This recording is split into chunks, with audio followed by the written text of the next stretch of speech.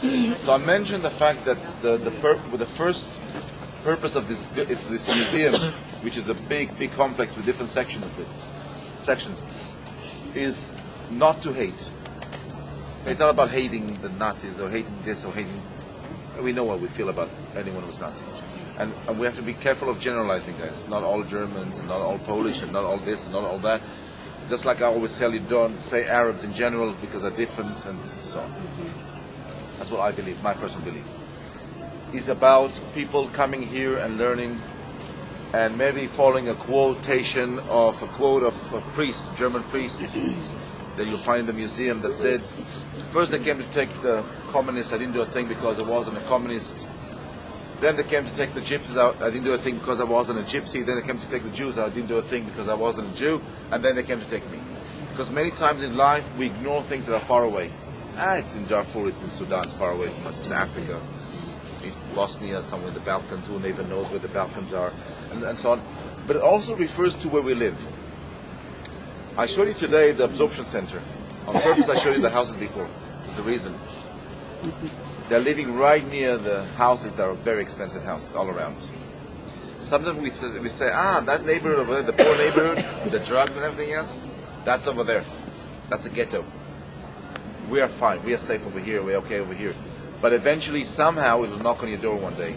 Whether it's a daughter or a son will buy drugs from there for the parties, and then they break into your house, and so on. And that's why I think personally that we should always be involved. Sometimes we don't have the field, or we don't have the power, but we come from democratic countries. What we can do put pressure on our senators or representatives. That's one purpose. The second purpose is for people who lost family and loved ones in the Holocaust, and they don't have a cemetery. I can go to my mom's tomb and cry over there or talk to her. They don't. There's nothing. Remember, they were burnt, so there's nowhere to go to. They come over here and they feel very much connected. By the way, some of the Holocaust survivors never stepped in here. They can't think about it. They can't go back to it. And when we talk about 6 million Jews, remember again the gypsies also, in addition to that, okay? We talk about 6 million Jews that were killed in the Holocaust. There are a lot of Jews who were killed in the Holocaust, not physically, but mentally, emotionally. And today we call their children that suffer from the second generation syndrome. I'll give you an example, using a personal example, and that's my best friend. My best friend, she's very neurotic. She takes care of me as if I just sneeze and she runs away with soup from the other side of the city.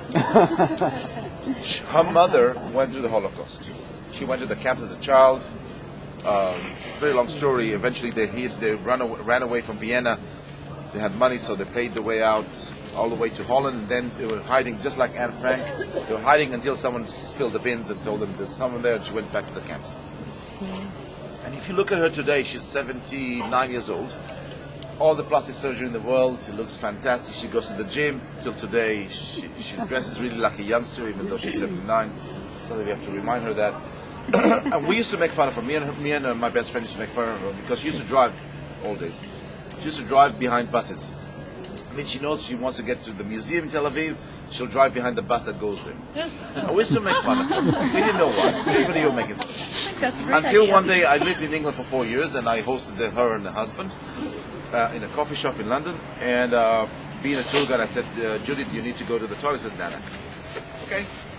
2 minutes later, my wife gets up and goes to the toilet. She runs after her. Me being cynical.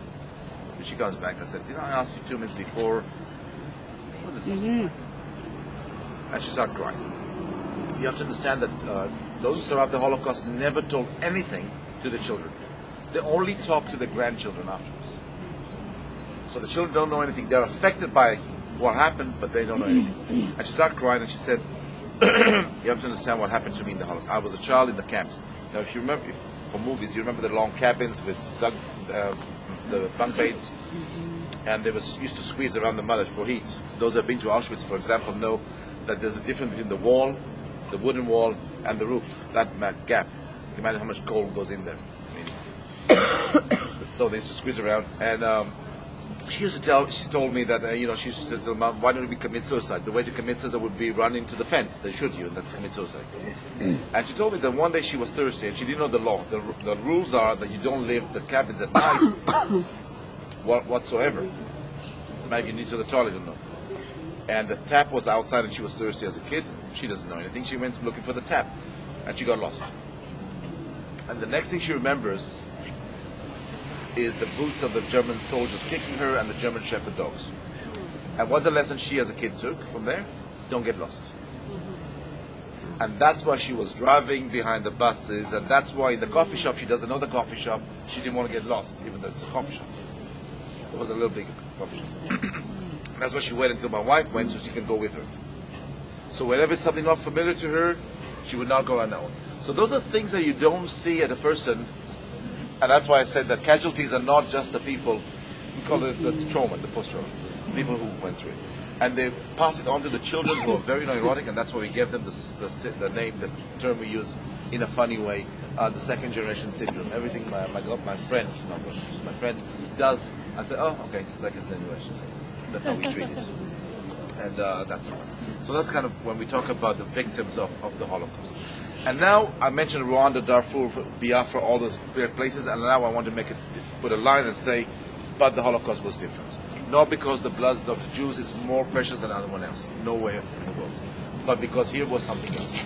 Here we had a very, very scientific, industrialized way to get rid of a nation. It did not begin in one day. It began much before that, at the early church. I'm talking about the second, third century. And then the kings and the church in those days, I'm talking about hundreds of years ago, who wanted to find a scapegoat for everything. And I'll give you examples of scapegoats. What's easier than to find the minority that lives within you? We know that from the church. For example, the Black Plague in Europe. I'm sure a lot of you heard about the Black Plague in Europe that almost destroyed the whole population of Europe, but did not affect the Jews. Right away, the Jews were accused of that. Yeah, because how come we're dying and you're not dying? Only to find out that it has nothing to do with the Jews. The Jews didn't do any poisoning or anything like that. It simply was the rats. And the Jews kept in their ghettos, where they lived in the quarters, the laws of hygiene. I'll give you another example of if there's a child been killed, died, disappeared, in a village in Eastern Europe. The Jews will be accused, especially before Passover, say they use the blood of the child for Passover meal. Things like that, and that will cause riots. And anyone who watched Fiddler on the Roof knows that the Jews will be pushed from one place to another every some time. Okay? And the pogroms, what we call the pogroms. And I'm going forward in history and to the First World War. What happens in the First World War? The First World War, Germany initiates a war called the Great War. They lose and they're defeated, and the Allied forces are doing something that shouldn't have been done, is to humiliate your enemy. That's one of the lessons you learn from the First World War. Don't humiliate your enemy. And that's what they did to the Germans in the Versailles Agreements. A lot of issues came up there between the French and so on. I won't get into that. And this happens in Germany right before the world goes into the world's biggest recessions in those days. The 20s. Remember people jumping off the streets in Wall Street and so on. And so you have Germany, who is completely destroyed, I would say, economically, physically, and unemployment, not only in the world itself, but in Germany after the war. Everything destroyed, humiliated, and the pride is in the ground. And what happens there, it's a time to find who is responsible for that. What happened here? Of course, the Jews. And that's what the process begins. And when I'm talking about one person in particular, that's Adolf Hitler. And he writes a book that's called Mein Kampf, which is My Struggle. And there he finds the reasons for all the illnesses of society and all the bad things that are happening to society. It has to do with the Jews. If it's financial, health, and so on. And the reason, and therefore, we have to destroy the Jewish people whatsoever. And not only the ones we know, the ones even that are now Christians, but the grandfather was a Jew. Because it's an illness. So we have to get rid of it. And you can imagine Germany after the First World War, during the recession time, people want always to find someone to hang on to, and okay. And they're following this ideology, which would be called the Nazi ideology, and through a democratic process. And that's why we say sometimes democracy, you have to be prepared for it. To a democratic process, of course with a lot of violence around, I'm not going to go all the details. Hitler gets to be the leader of Germany. And slowly he tries to build his case and use the Jews as a scapegoat. And it begins, for example, by one night, what we call the Crystal Night, where they burn all the synagogues and they burn all the books that are connected to Jews. It doesn't matter if it's Sigmund Freud or Einstein, that have nothing to do with Judaism, the fact that they're Jews, but they were scientists or psychologists, psychiatrists. It doesn't matter. It's illness. And that's, I want to take you back now to the 19th century. End of the 19th century, a German philosopher says, in a country that burns books, one day will burn human beings. That's at the end of the 19th century. It's all in there, by the way. And that's what happens. This leads to another thing. Another thing will be boycotting Jewish shops, then forcing the Jews to go with the yellow star. Guys, this is nothing new for the Jews. Nothing is new for the Jews, by the way. The yellow star was in the medieval time too. The church forced them to go with the yellow stars and go with the special hats. So those things are not new to the Jews. Germany goes into Second War. I'm skipping a lot of periods, but Germany goes into Second War. Every country they take over, what they do, they gather the Jews from all over that country into what we call the ghettos, now real ghettos, into one quarter. They'll block the quarter, have one gate, block it completely with walls, and then they squeeze in the thousands of Jews that bring from all over the country. Now, then I'm going to skip it again. Even in the ghetto, guys, even in the ghetto, the Jews who are used to adjust to the changes of time, they have a newspaper, culture activities, choirs and music, and they still continue teaching different things. Means the survival of someone who has gone through it already before. We have been there. We know how to survive. We know how to continue the life even within those circumstances. And then the day comes when they say to them, pack your valuables in a suitcase and we're moving you. We are relocating you. Again, guys, the Jews are used to be relocated. That's why the joke that people refer to Jews as wandering Jew. No one wanders on his own because he wants to. Therefore, they've been there before the relocation all the time in Europe. It always was in the history. And they put him into the trains, like we showed you hanging from the cliff over there. No windows, no air conditioning, no seats, of course, no toilets. And for days, they're moving them to the death camps, the labor camps in East Europe, mainly in East Europe, hardly in Germany, everything in East Europe. And then they get off the platform, and the platform, there'll be doctors, and then doctors will decide left or right, death or life. Those who are healthy will go to the labor camps for the war effort, for the German army war effort. Then the rest, those who are ill, old, kids and so on, will be taken. The hair will be shaved off. That hair will be used for making blankets for the German army. Guys, those who have been to Auschwitz can know the room that has full of sacks of hair till today. Then the glasses will be taken. Those who have been to Auschwitz again, you know the rooms which are packed with piles of glasses. And everything must be taken. And then they go down to take a shower, and there will be a path leading them down to a basement. For them, they think it's a shower. They close the doors, and then cyclone B gas will be poured in. Okay, cyclone gas will be poured in, and then the other Jews will be forced to take the bodies out, while other Jews will be forced to play the violin. And then they will be taken to the crematorium. This is the main kind of industrial way. I'm not talking about the experiments that were done, for example, for the twins and other experiments. I'm not talking about taking the skin to make the lampshades and so on. And so I'm not talking about all those people who were killed in the forest or in ditches, as you see in the movies, and I'm sure you've seen pictures of that. That's in general, that's the industrialized way. Everything will be documented, so nobody can say that it never happened. I know people say, but the Germans are so methodical. Everything was documented, and so that's in general about the Holocaust that we talk about, and that's why I differ it from other places. Now, this way, 6 million Jews were killed, and from them, 1.5 million children, and for those 1.5 million children, we have a special place that I'll take you afterwards. The main exhibition building. Oh, one more thing before exhibition time. Jamie didn't listen to me the first time. Oh, it's not Jamie. Sorry, Jamie. We have the same guy. You have to understand, we have trees around here. When we walk around, you'll see that every tree has a plaque. Now, what's that? These are the righteous. Those are the non-Jews. 1, to family organization that help and risk their life. Guys, it's not a simple thing. I'm not sure I would do. To save 1 Jew or more. It's not an easy thing. Sometimes you don't know who you're saving in. Like the Anne Frank story and so on. And those people are called righteous.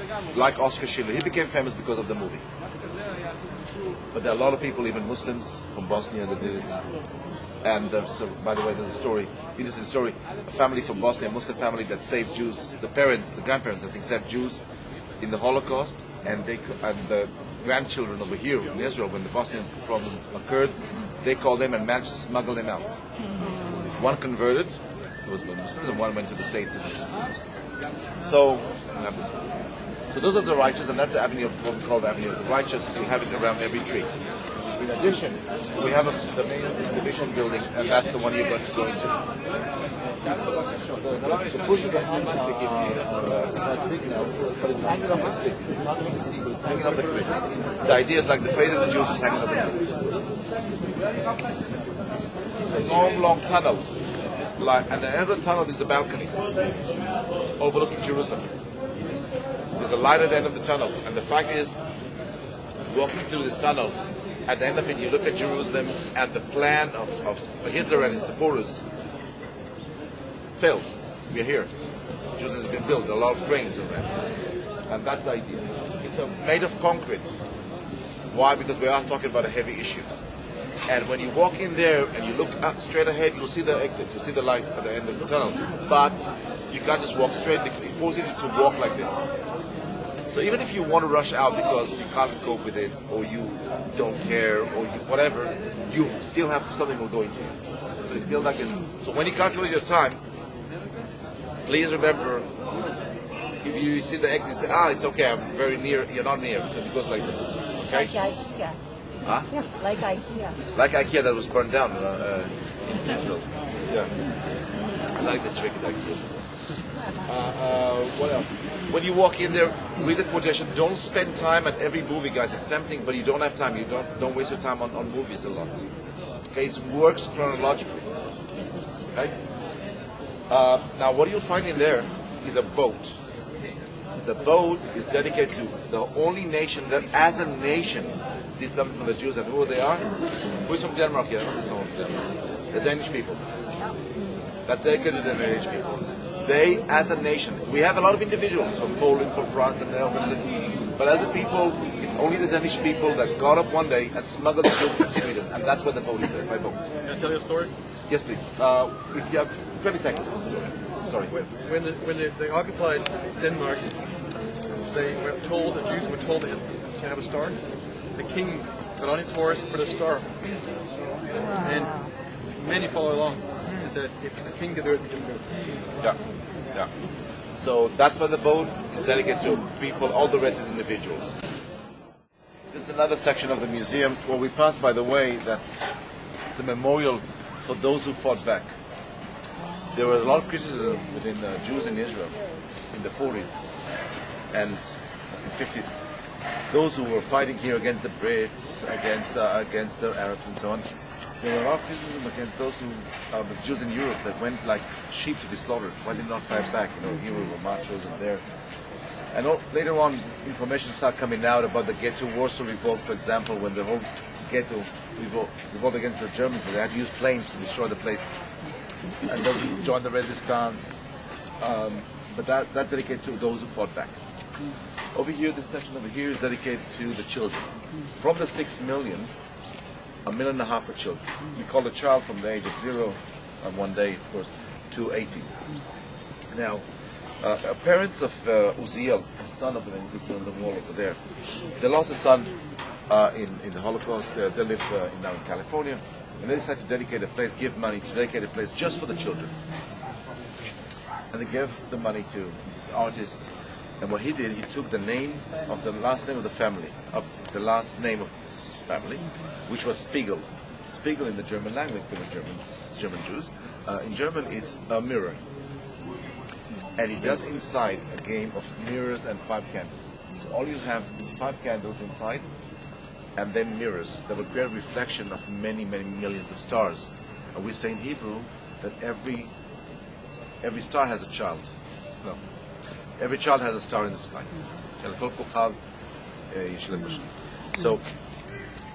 So that's what you're going to have inside, 65 name. And when you walk in there, it will be the same story like with the tunnel. You walk down in darkness, and then you come out into light, the same story again. And then what we do, in addition to that, they will be reading the names, the age, and the country where those kids were from. So at least we'll have some basic information about them. I mean, because we're joining here numbers, 6 million, 1.5 million. Each person has a story, a life, a history. So at least the basic one we'll get. That's done in 3 different languages, Hebrew, English, and Yiddish. You cannot take pictures inside. There'll be bars on the right-hand side. You'll have to hold it. Just you have to be quiet and not take pictures inside. One more thing before we go in. The pillars over there. The pillars over there. You can see it looks like a family picture you would take on a Christmas holiday or Passover. Yeah, the family together, grandchildren. But you can see that it's chipped. It's stopped. Because a lot of generations have stopped. There are people here that don't have, not even albums, not even pictures of the grandparents or the parents. No family whatsoever. So a lot of generations have been stopped. Okay. Statue over here, you can see there's an adult and some youngsters around him. That's a statue dedicated to a very famous educator in Poland, in Warsaw. Janusz Korczak, his name was. And he was that famous that the locals said to him, you know we can save you, you don't have to go to the death camps. But he said, wherever they go, I go. And he went with them to the concentration camp, then to the death camps, and kept teaching them even there. So that's Janusz Korczak, and you can see people are cheering like a too, even though they don't know him. But it's like they put the stones.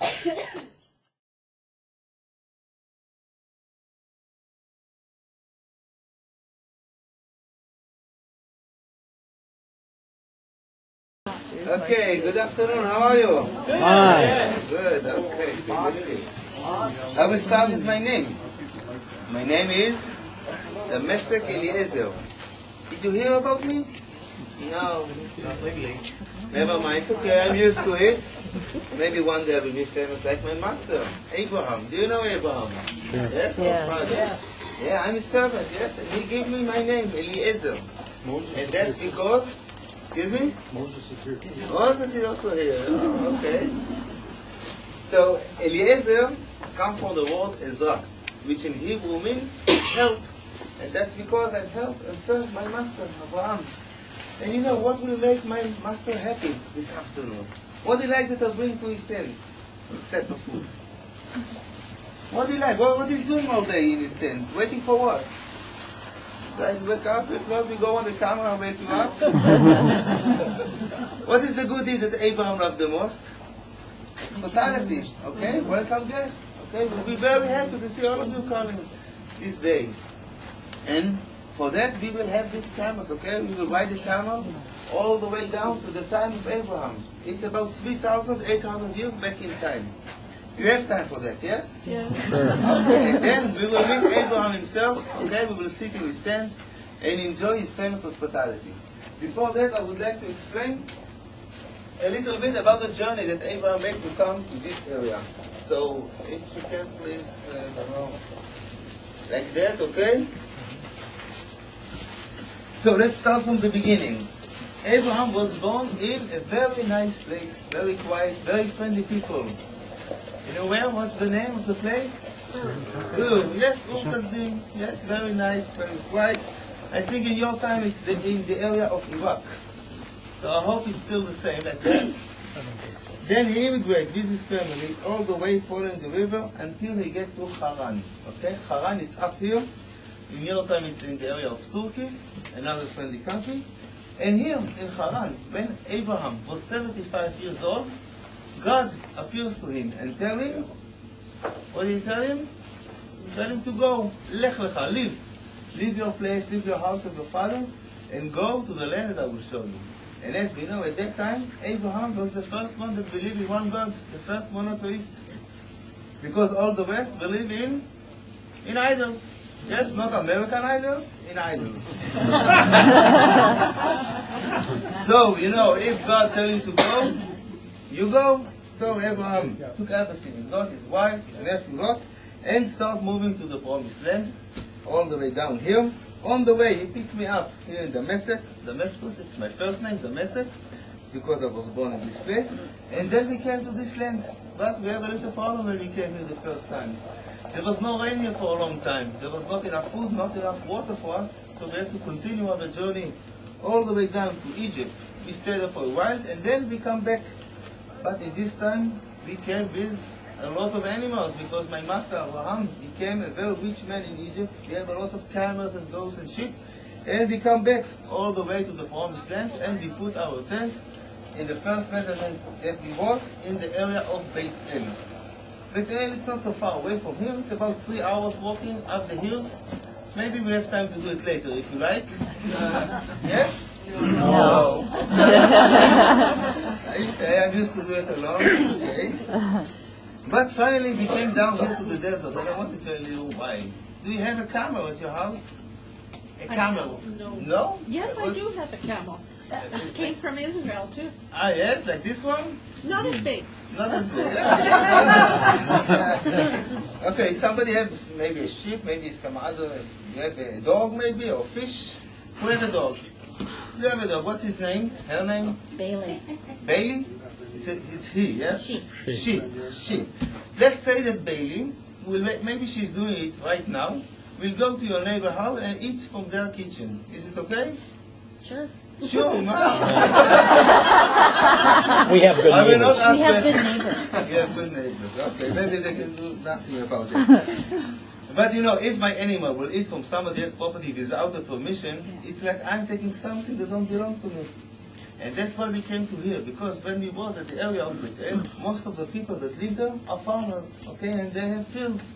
And Abraham don't want that his animal will eat from somebody else's property.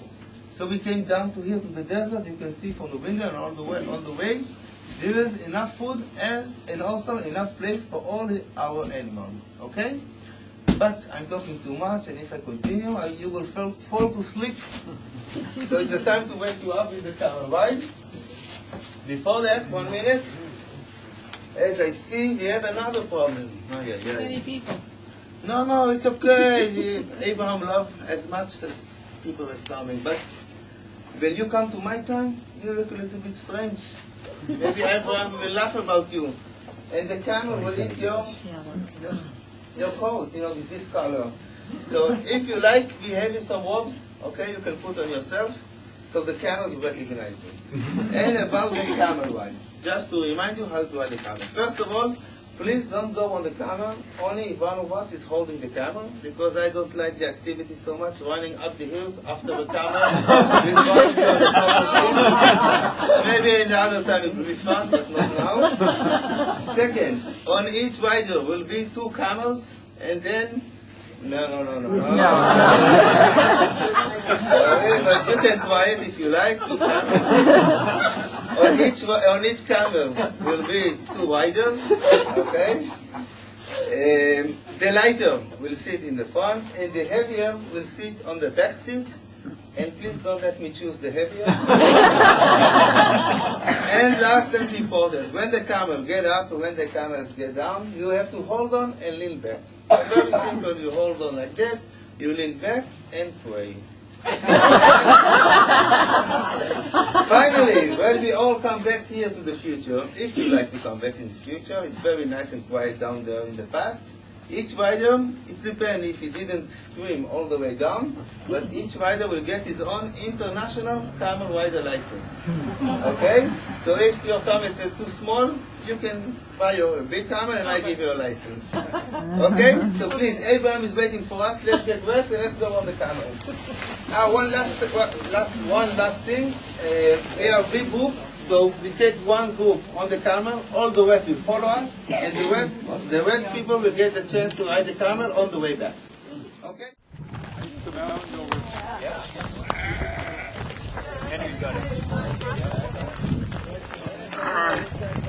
Okay. Your air conditioning is leaking. Please wait for me 1 minute. Hang on. Lean back. Don't forget to pray. Don't forget to pray.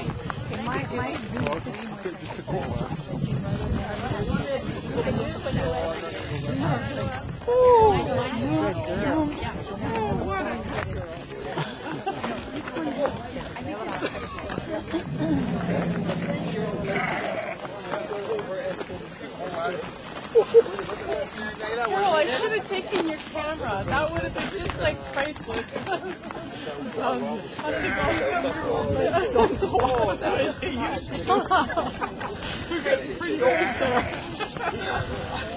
We're getting pretty old there. As I used to be. I feel it at times, but other times you should tell. Pictures, did you?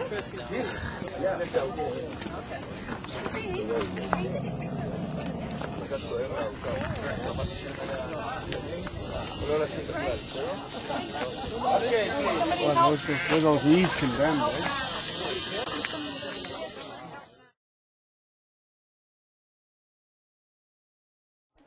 But I must be honest, not so comfortable that you fall asleep. Why am I saying this? Let's take for an example. A king comes to my home, sits here on one of my cushions and falls asleep. But not just asleep, it's the best sleep this man has ever had. He leaves my tent and looks to his servants, his courtiers, and he says, I am truly refreshed. Now I, his host, have I fulfilled my good deed of hospitality? No. And why? Because he didn't eat anything. It's incumbent upon me to give a king or a queen when they come to my home, and that's what I said you were, yes? Something to eat. But as they think you may know, I'm yet to be blessed with even one guest who is able to eat or drink while they're asleep. I take it that no one here is able to carry out that feat. So you'll understand another reason for pouring water over your hands was to keep you awake. But you know, I also traveled a long way to get here. I came from that place called Ur. I think you may have heard of it, yes? Yes. Although I think in your time you call it by another name. Eliezer told me Iraq or Ishmak, something like that, yes? So I must tell you, here in my time, 3,800 years before yours, it's a wonderful place to sleep. But more importantly, it's a wonderful place to live. Everybody is happy. They sleep well at nights because they're content. Each one knows exactly who he is. I see people staring at me and saying, so what? We all know who we are, yes? But who here can tell me that when he was 4 or 5 years old, that he or she knew exactly what they would be doing later on in life? No one. Well, you see, here in this time, my time, it's not even a secret. We all know. And maybe more importantly, everybody else knows. Now, how can I make such a statement? Because it's true. You see, if you're born to a family who, let's say, are bakers, even at 4 years old, you know that later on in life you'll learn to bake and you'll become a baker. And if by chance your father is a shepherd, what will you become? Exactly. There's none of this career guidance counseling that you have. Now, if you know who you're going to be and everybody else knows, do they not know who you are? How many times have you referred to someone coming towards you, even though you know them well, not by their name, but here comes the baker, or here comes the doctor, yes? So you can see what I mean? Now my father Terah, I think you've all heard of him, yes? I'm Abraham, the son of Terah. You've read the good book, yes? I was told it's still a bestseller in your times, yes? Yes. Well, my father Terah had a wonderful shop selling idols. Everyone is once again shocked. This is a conversation stopper, yes? No. Wait, you come from the 21st century. You have those things in front of your eyes, do you not? You also have those idols with the rectangular glass faces. You sit in front of them for hours, Yes. watching and listening. I think mesmerized could be the word, yes? Until they tell you to go out and buy something. I think these orders are called commercials, are they not? Well, I want you to know my father's idols were nothing like that. They never showed me one picture. Can you imagine I fed them the best food in the city? Like I will present to you. And what did they eat? Nothing. And if I asked them, and what would you like to eat? It was like talking to one of these posts. There wasn't a word. I turned to my father and I asked, if they eat nothing, and they say nothing, and they do nothing, why do we pray to them? There was no answer. Just silence. It was around that time that we moved to the fine city of Haran. I think you've heard of it, yes? Yes? Yes. It's in that place you refer to as Turkey, which is a little perplexing for me because I was told that you also eat turkey. I won't ask questions.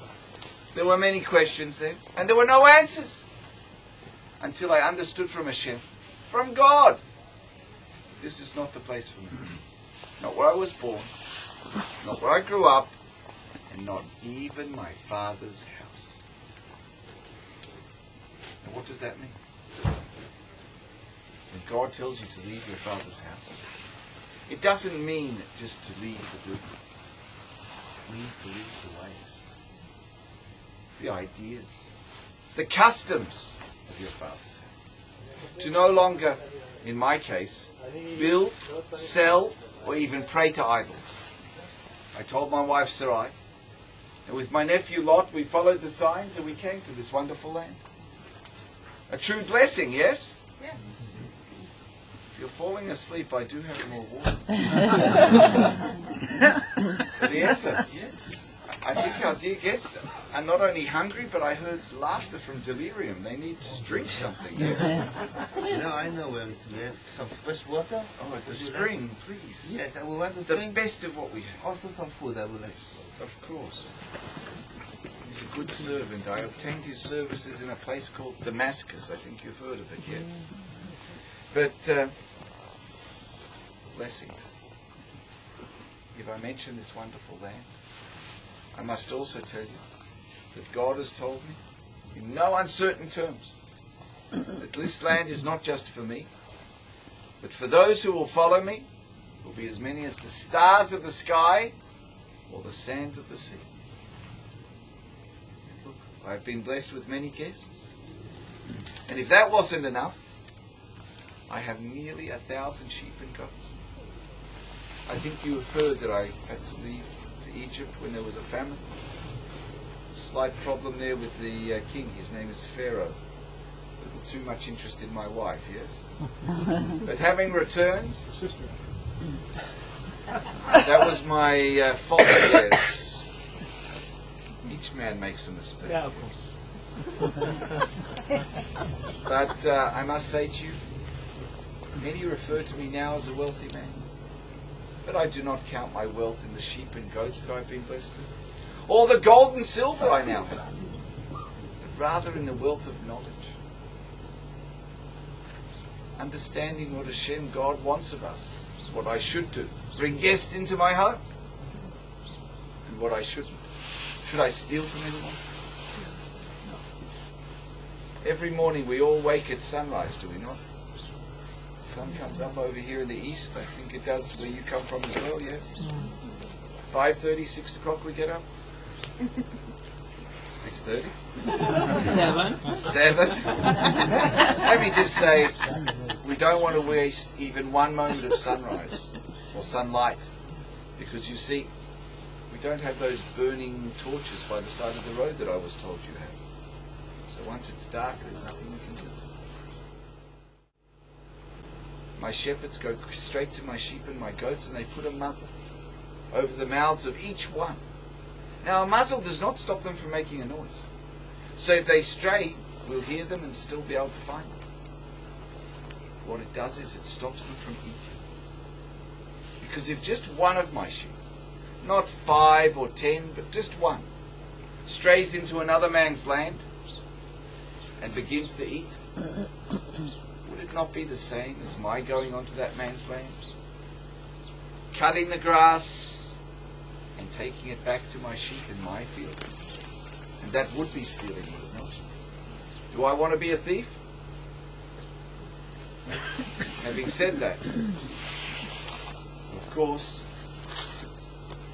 when you get to my fields, the muzzle comes off, they eat as much as they like, and everything is fine. Well, not quite. You see, Lot, I mentioned him, yes, a good boy. He's also been truly blessed and has many sheep and goats. And if that's the case, you mean many shepherds, do you not? Well, the problem is that his shepherds and my shepherds don't get on as well as they should, yes? So I've spoken to him before you came and simply said, well, he is, you run back? Wait, sorry. What? What is this commotion? Yeah, they're running after me. They? And you've been hit? Yeah, there's no food and no water. I have to apologize, my guest. Apologize. No water, I promise you, but it's nothing fine. left. You know, I must give them something to eat and to drink. Yeah, I know, but I'm sorry, they know. They are so thirsty, they were laughing from I delirium. tell you what happened. I went to the spring and I prepared the best food and the water always, the fresh water, the best we have. And you bring it? But then the shepherds of Lot, they came and they hit me and they take all the food and they run after me. Oh. What? It's your family?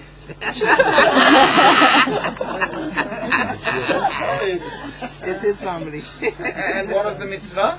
I don't know, they can order something. Don't order, you don't order from anyone. We don't take from somebody. It's food from ours.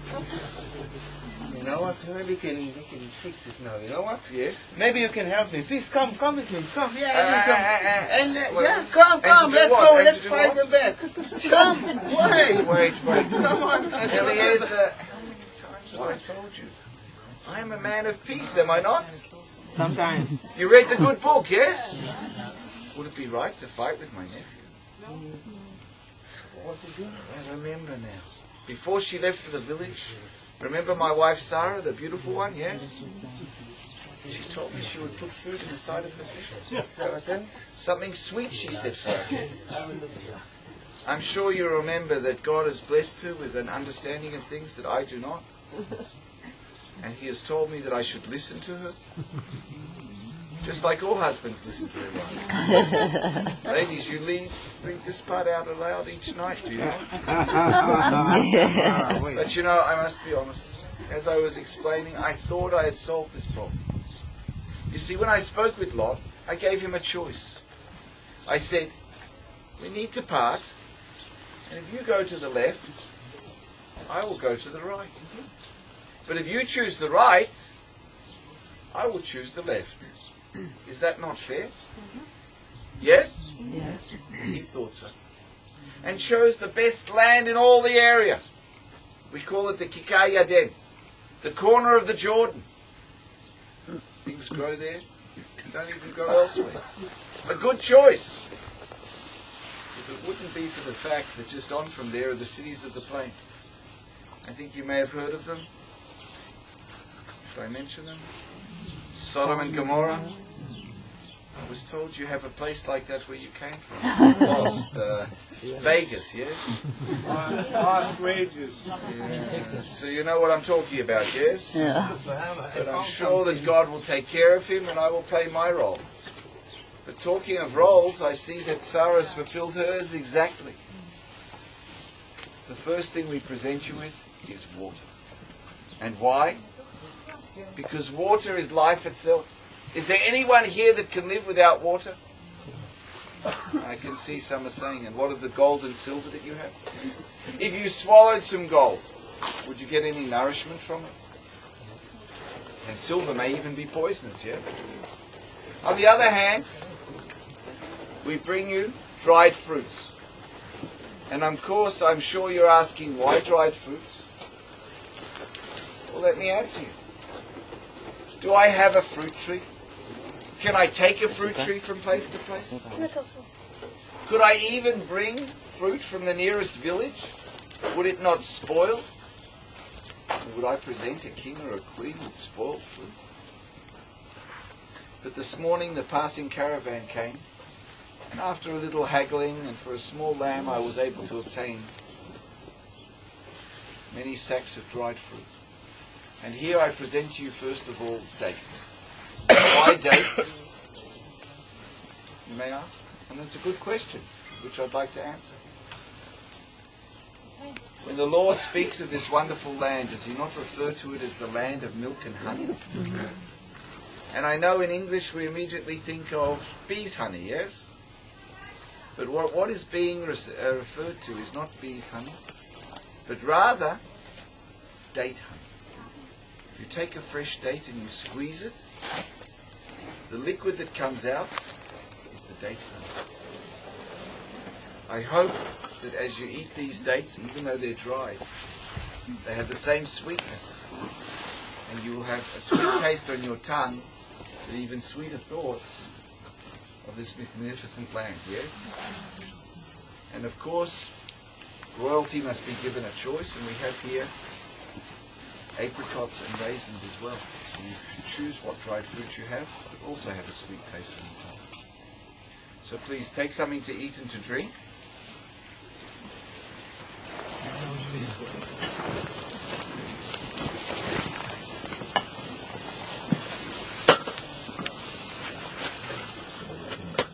This direction and not this, or not the south or the north. Well, honestly, my tent usually has 4 openings for exactly that reason.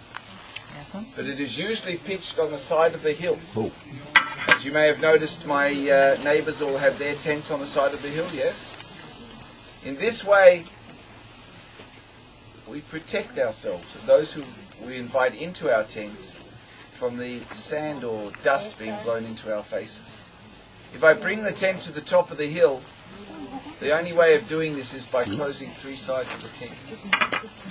And why have I brought the tent to the top of the hill? To give you this tremendous view across the valley. I think the compromise is worth it, is it not? You're looking across the Jordan Valley and the Jordan River to the hills of Moab, or Moab. Now, not exactly to the east behind me, but slightly to the south as well, or to the right, is Mount Nebo. And in time long after mine, but long before yours, Moses will stand on that hill and gaze into this land. This afternoon, each one of us has the special privilege of actually walking in this land. I wonder what it was that he was thinking, hoping, or praying for as he gazed into this land. As we gaze out, I wonder, in the 21st century, how much of what he was hoping, praying for, has been achieved, and how much is yet still to But she didn't have anything yet?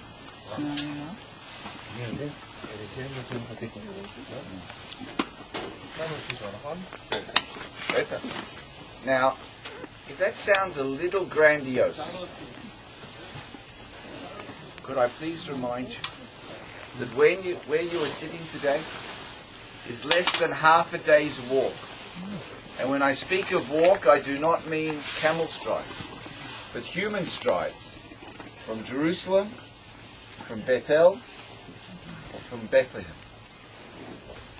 It would not have been a Herculean effort to come out to this area, to sit, to contemplate, to maybe be inspired. Or how do you say in the 21st century, to get away from it all, to have your ideas come together?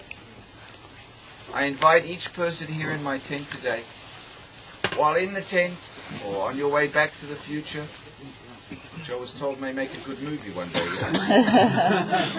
or even on camel back as you travel, to take a moment, 30 seconds, 2 or 3 minutes, and if you feel, understand, or are inspired, or maybe, as I said, you get your own thoughts to come together, you'll be partaking in a tradition of over 3,000 years. And I, for one, will not be surprised. Having said that, we do have another surprise for you as well. Of course, a king or a queen coming to my home should be given a hot drink, yes? Even on the hottest day of the year, I would give you a hot drink because it refreshes you.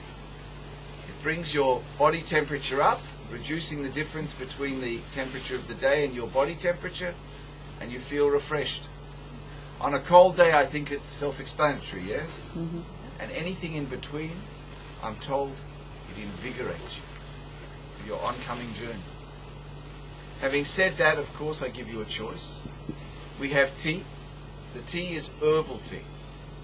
It has no caffeine whatsoever. We take the leaves, we wash them off, put them into a pot of water, and knowing that you have come from the 21st century, I have instructed my servants to put sugar in that water, yes? As it boils, what you pour off is the tea that you are then presented with to drink. It's that simple. Having said that, the coffee is made in the same way, but we have added a wonderful herb, cardamom. Now, I hope you enjoy the flavour. If anyone has been offered in 21st century Israel a coffee and hell, no one was being rude. The Hebrew word for cardamom is hell. And if I transliterate, maybe, how should I say, HL or HEL. But definitely no connection to the English word whatsoever. But speaking of English in the 21st century, I've been informed that you believe that coffee is very good for you. It's good for the heart and lungs. It keeps away dementia and Alzheimer's. Maybe not. That's what I was told. And also is good for stopping the advent of type 2 diabetes and good for the prostate. The all-purpose elixir, yes? Now I can see some of you are wondering, why did doctors tell us to stop drinking coffee? Do we not say in English, they're practicing? They will get it right. Yeah. Do we have a doctor here? Safe now, yes? At least you're not a lawyer. Is that the... Sorry? Oh. I got your picture. That sounds suspicious, yes. But, please enjoy the tea and coffee as it comes, and I will not be insulted if you take one of the other just for the taste and then leave the cup. And it's well worth seeing what these tastes are like. Having said that, with tea, you can make a good tea from practically any herb. Even that song, parsley, sage, rosemary and thyme, hold the parsley, but everything else is good. And if you take it from a living plant, I think we've all seen lemongrass, yes? 3 or 4 pieces or blades of grass like this will make enough tea for 1.5 times the number of people here in the tent. It's very strong.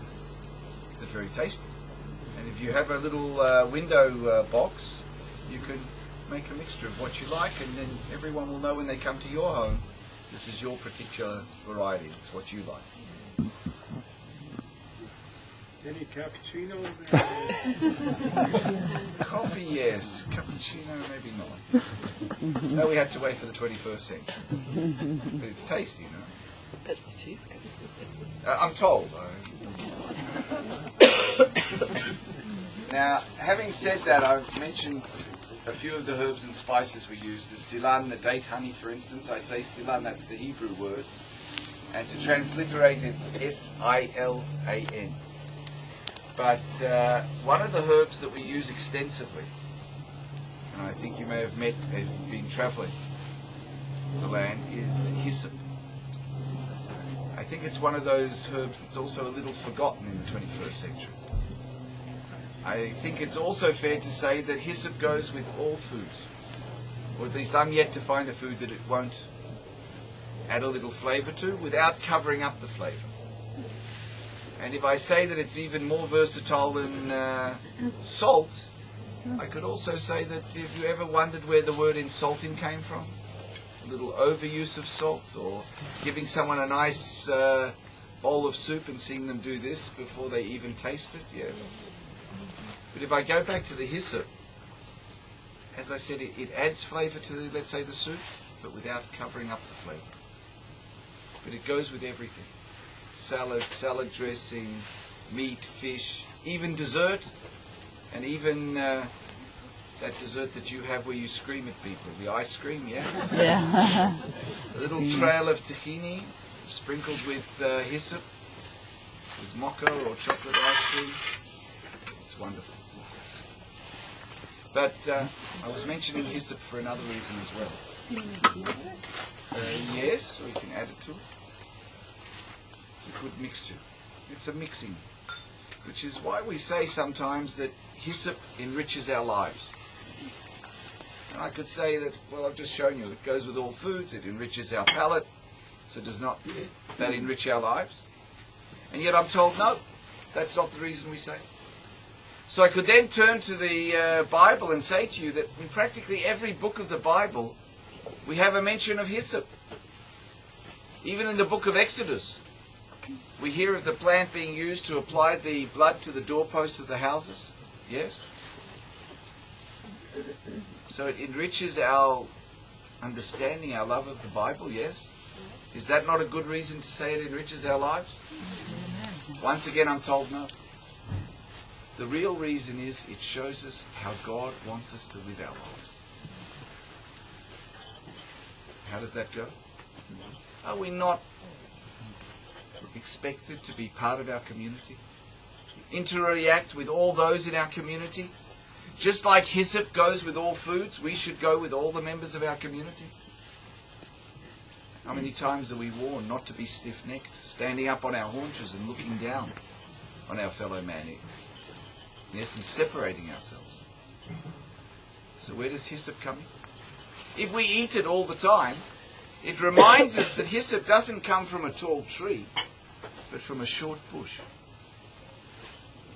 Implying that by acting like hyssop, humbly, we too will be part of our community. Take our place in society. A little food for thought, yeah? Maybe? Yeah. But please take tea or coffee. Has everyone had? Yeah? No. No? Okay, so I hope you'll come back. Yes, I'll come.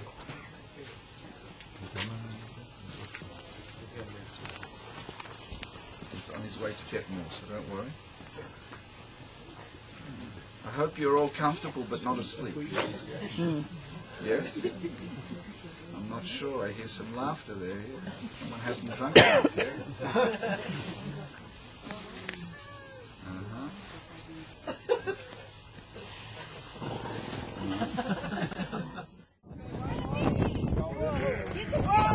Oh!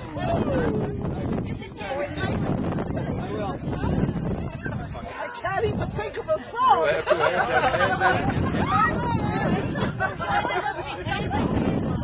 The hands on there.